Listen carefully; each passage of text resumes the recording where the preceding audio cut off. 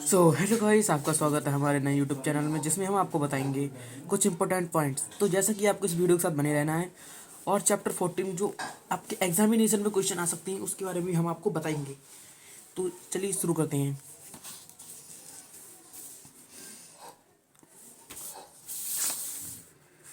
तो हमारा जो पहला पॉइंट होता है, air is a mixture of gases compound many gases. मतलब जो एयर होती है, एयर बहुत से गैसों का समूह होती है। जैसा कि आपको थोड़ा थोड़ा पता होगा, जैसे कि एयर इज अ मिक्सचर एक तरह का घोल है गैसेस और कंपाउंड का, जिसमें मेनली जो प्रेजेंट होती हैं वो nitrogen 78%, oxygen 21%, carbon dioxide 0.03%, other gases 0.97%। Example के लिए HENEAR, KR और N। फिर अगले पॉइंट पे पढ़ते हैं। मैंने इस सेशन में इम्पोर्टेंट पॉइंट्स सी ऐड किए हैं, तो ज़्यादा कंफ्यूज ना होइएगा। और मैंने इसमें इजी डेफिनेशन लगाई हैं जिसको आप इजीली याद कर सकते हैं। अगला आता है air pollution. The fossil fuel. Fossil fuel आप जानते हैं क्या होते हैं? फॉसल फ्यूल वो होते हैं जो हमें प्रकृति से प्राप्त हुए, मतलब जो पहले डायनासोर्स होते थे, जब एक प्रकृति के बाद वो मर गए थे जमीन के अंदर, काफी अंदर प्रेशर में दब के, हजारों करोड़ों साल बाद जो उनका ईंधन होता है उसे कहते हैं हम फॉसल फ्यूल। जैसे coal, petroleum contain small amount of nitrogen and sulphur. ये सब एक छोटे अमाउंट में नाइट्रोजन और सल्फर को इकट्ठा करते हैं।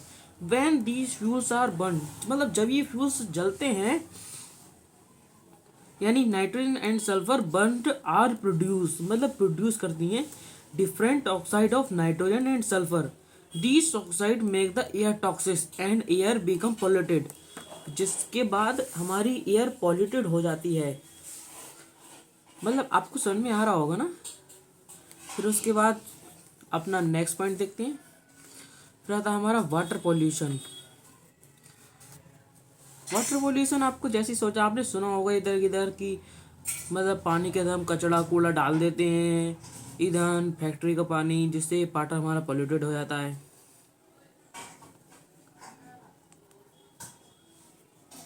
तो ये वाटर पोल्यूशन होता है।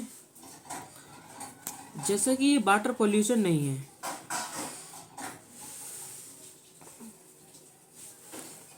थोड़ी सुविधा के लिए खेद है, ये वाटर पोल्यूशन नहीं है, ये थोड़ा मिस्टेक हो गया हमसे। ये है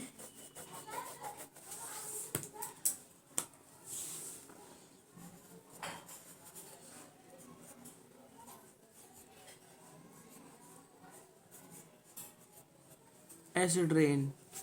मतलब fossil fuel petroleum coal contain nitrogen and sulphur. जो फॉसिल फ्यूल पेट्रोलियम होते हैं, मैंने आपको बताया कि कंटेन करते हैं नाइट्रोजन एंड सल्फर को। जब भी फॉसिल फ्यूल्स जलते हैं तो प्रोड्यूस करते हैं मैनी ऑक्साइड को, और ये जितनी भी ऑक्साइड जाती हैं वो हवा में डिसॉल्व हो जाती हैं। मतलब मान लीजिए आपका जो बादल है वो 80,000 फीट पे हैं, तो आपकी ये जो लेयर है ये 17,000 पर जाके बन जाती है। फिर जब बारिश होगी तो ऊपर से इस बूंद टपकेगी, तो नीचे उसमें मिक्सर होके नीचे गिरेगी। तभी लोग कहते हैं कि पहली बारिश में नहीं नहाना चाहिए, क्योंकि वो एसिड रेन होती है, उसमें डिफरेंट डिफरेंट ऑक्साइड होती हैं जो हमारी त्वचा को हानिकारक कर सकती हैं। आगे बढ़ते हैं। पहला है हमारा वाटर पॉल्यूशन।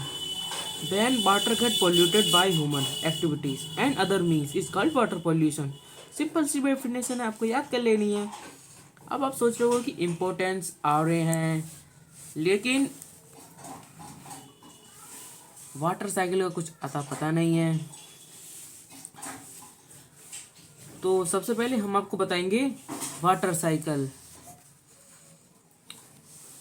वाटर साइकिल में सबसे पहले हमारी क्लाउड से रेन होती है, जिसे हमारे प्लांट एब्जॉर्ब करते हैं, और कुछ वाटर ग्राउंड वाटर में चले जाता है। फिर जो वाटर सरफेस वाटर पर रह जाता है यहाँ से यहाँ पे, फिर उससे इवेपोरेट होके फिर से क्लाउड बन जाती हैं, और यही प्रक्रिया होती है वाटर साइकिल।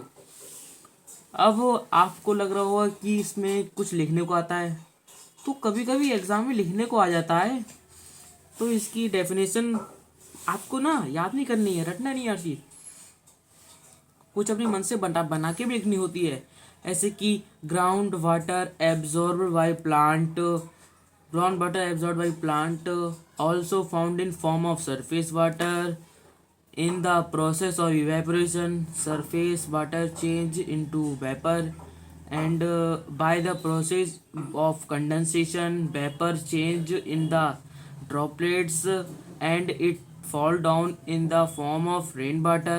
आपको ना ये सब ना मेरे साथ साथ लिखने की जरूरत नहीं है, क्योंकि मैं हर वीडियो में अपने बताता हूँ कि मेरा एक टेलीग्राम चैनल है, उस पर आपको फ्री नोट्स मिल जाएंगे, आप उस पर लिख सकते हैं।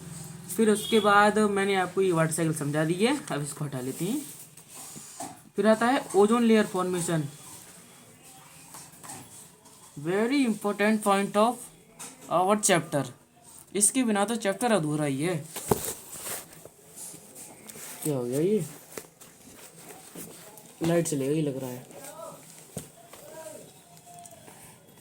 हाँ लाइट चलेगा ये, ठीक है क्लियर।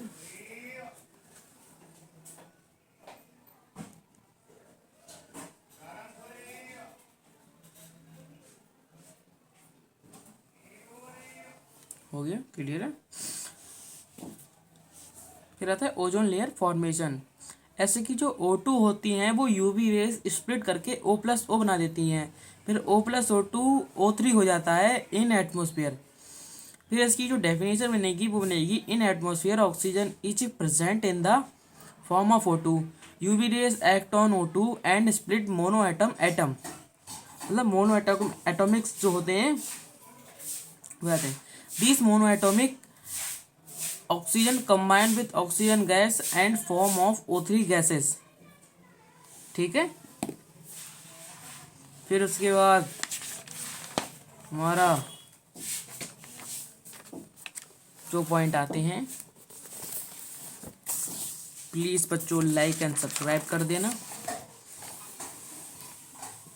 उसके बाद हमारा आता है ozone layer depletion, the thinking of ozone layer various human activities is called ozone layer depletion।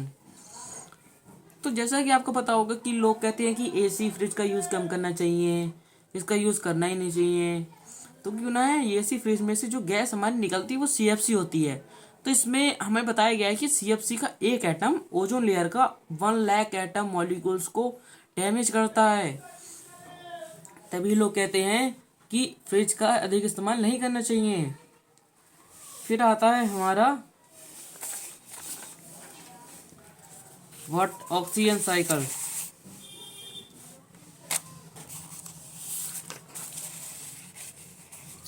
Nitrogen cycle,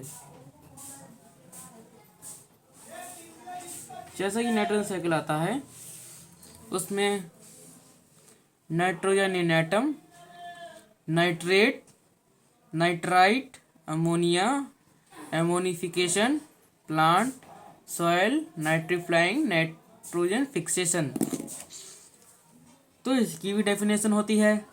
इसकी डेफिनेशन ये होती है, हम आपको बताते हैं, इसको हम एंड में बताएंगे। फिर आता है हमारा ऑक्सीजन साइकिल, इसमें एटमॉस्फेरिक O2 होता है, और रेस्पिरेशन जब एनिमल सांस लेते हैं तो H2O और CO2 छोड़ते हैं, उसकी फोटोसिंथेसिस होके एटमॉस्फेयर और O2 चेंज हो जाती हैं, ऐसी साइकिल चलती रहती है। फिर oxygen from the atmosphere used up 3 process named combustion, respiration in the formation of oxide. Oxygen is returned in atmosphere, मतलब जब ऑक्सीजन वापस जाती है अपने एटमॉस्फेयर में तो is only one major process, उसका बस एक ही प्रोसेस होता है, वो होता है फोटोसिंथेसिस। उसके बाद main point of our chapter, water green house effect. जो ग्रीन हाउस इफेक्ट होता है उसको हमें किसने बताया, उसको बताया हमने जोसेफ फ्यूरियर, जो इसके निर्माता हैं। फिर जो ग्रीन हाउस इफेक्ट में जो गैसेस इन्वॉल्व होती हैं वो होती हैं CH4, CO2, CFC। फिर some gases prevent the escape of heat, मतलब जी ये गैसें जरूरी भी हैं और अधिक आवश्यकता होने पर ये हार्मफुल भी हो जाती हैं।